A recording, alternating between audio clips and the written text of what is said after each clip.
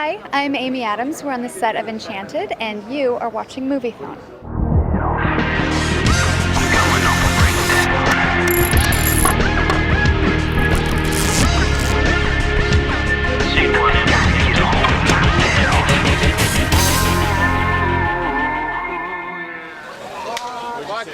This movie is, it's called Enchanted, and it starts in an animated kingdom and follows Giselle, whom is the character I play, into the real world and sort of follows her journey here and how she touches other people and how she's then also touched and enchanted by the world that she discovers here. Oh my. I was wondering if one of you might direct me to the castle. Watch it, will ya? Grumpy. We're going right back to the original sort of classic Disney style with this. There was a little bit of talk early on about doing some 3D work, but I said, no, it can't be. This is about a woman who becomes three-dimensional, so we have to start in 2D. And also, she's in essence sort of what you consider a classic Disney fairy tale princess. And those princesses are like Snow White and Cinderella and Sleeping Beauty. And I said, those are all 2D animated characters in films. We can't go and look to the future, to 3D. We have to go right back to what's classic and what's beautiful about what Disney animation once was. Being this princess is a little different because she started out as sort of like a living in the forest with her animal friends, and she's not yet a princess like many Disney princesses. She's yet to sort of seal the deal in the best way possible.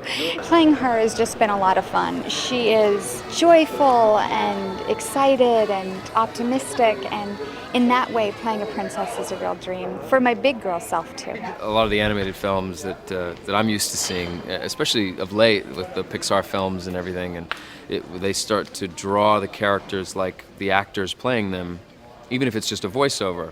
And so I always thought that was sort of cool, and now it's even more important because it has to translate to the real life as well. He has to look, the cartoon character has to look like me when I come out of the manhole in Times Square looking for Giselle. Giselle, I will rescue you! Who's gonna rescue me? I seek a beautiful girl. I'd like to find one of them too, you know? This story particularly is a celebration of anachronism. You know, you're the old, you know, this Renaissance world, Disney cartoon characters confronting this wild, kind of neurotic, cynical world that one tries to influence the other. Who's going to win, you know? And somehow they meet together and they both influence each other, which is executed in the script with great wit and a great deal of charm, actually. And hopefully it's a proper emotional journey as well, you know. And that's rare in us, you know. It's rare in a script. Just hope we can pull it off. You know. When I got the role, there was no singing at all. I didn't think I was going to be singing in this, which was exciting too, to be seen as just an actress and not a singer.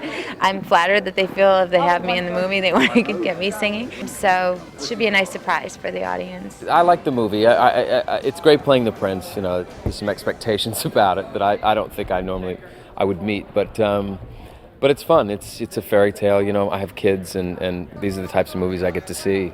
I don't get to go to the movies that often. I get to stay at home and watch Sleeping Beauty and Snow White and Tarzan and, you know, and Lion King and all these types of films. And my wife has always asked me, why don't I do a movie that my kids can see? So this will be fun for them. And I basically play the prince, and he's a good guy. He's not the brightest bulb, but but it's fun. Magic Mirror, I beg you. Tell me where she is. Reporting from 116th and Broadway. 116th and Broadway. Thank you, Mirror. I started as an animator.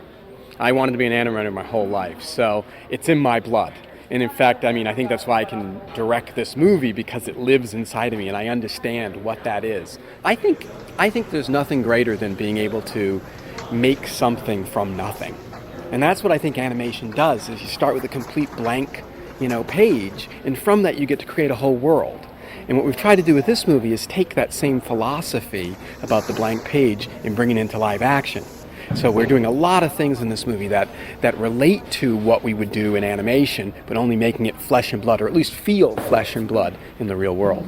I grew up with classic Disney movies, and I they were something that the whole family could get together and watch, and everybody could enjoy something about it. And you know, when I was growing up, we used to watch The Wonderful World of Disney every Sunday night, and I think this is one of those films that that families can watch over and over again, and everybody can get something out of it. And that's what we hope we're making, and I hope people feel that way about it.